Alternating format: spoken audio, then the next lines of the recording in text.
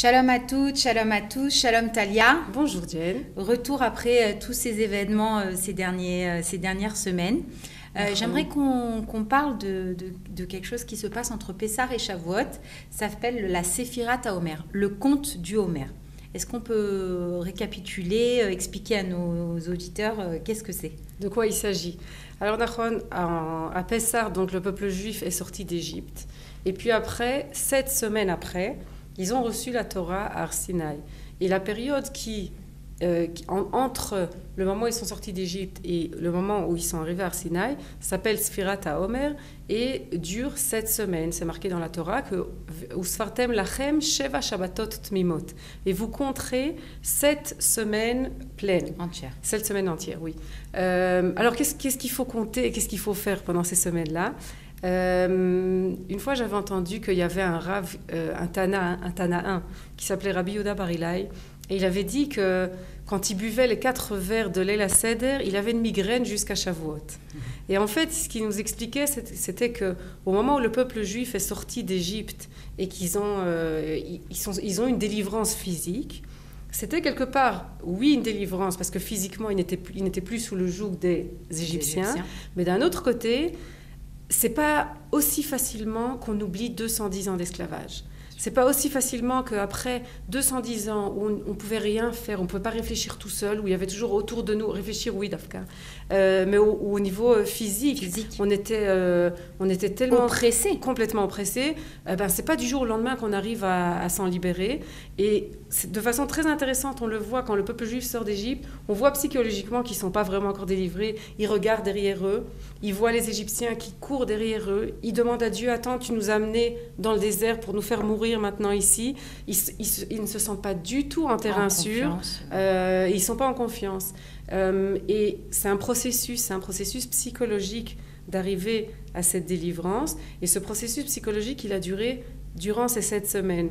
Je crois qu'il y a un des points durant ces 7 semaines où déjà la délivrance a commencé à approcher très fort, c'est au moment où ils sont arrivés à la mer Rouge, quand il y a eu Kriyat Yam Souf, où ils ont vu les Égyptiens qui coulaient.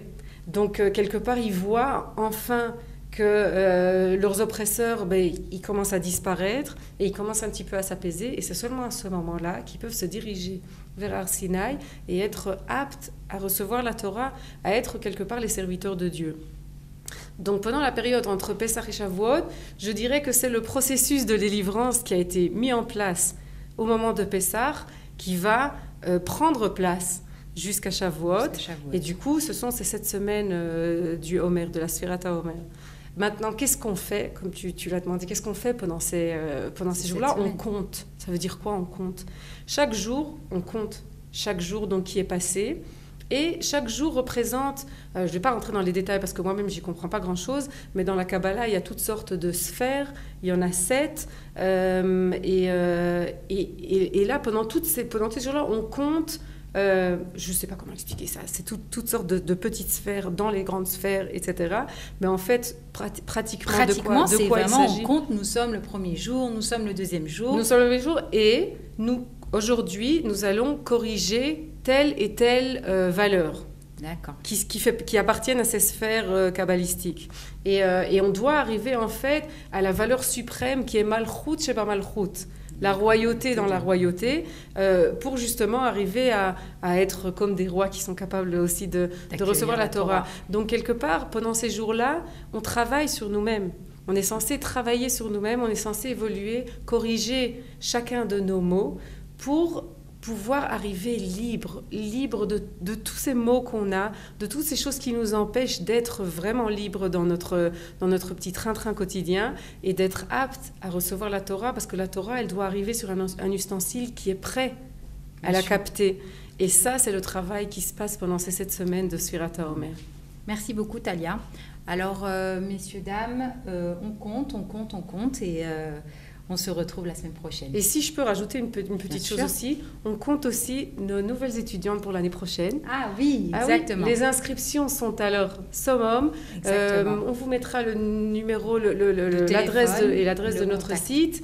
Et Bezrat Hashem, entrez, regardez, on a différents programmes à vous proposer et on vous attend toutes impatiemment l'année prochaine. Merci.